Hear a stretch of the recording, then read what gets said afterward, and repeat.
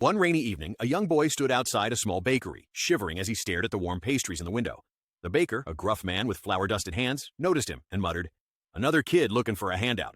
He stepped outside and barked, "Hey kid, we don't get free food here. Move along."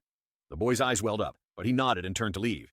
Just then, an old woman with a tattered umbrella hobbled over and said, "Wait, child. Sir, I'll pay for a loaf for him."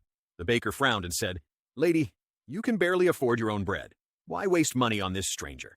She smiled softly and replied, "Because I've been hungry too, and someone once fed me." Reluctantly, the baker handed the boy a warm loaf, and the boy whispered, "Thank you," before running off. The next day, the baker found a small note slipped under his door. "My mom was sick and we had no food. Your bread kept us going. I'll repay you someday." Touched, the baker grumbled to himself, "Guess I'm not just selling bread anymore." Weeks later, the boy returned, not alone, but with his mother, who carried a basket of homemade jam. "We made this to thank you," she said.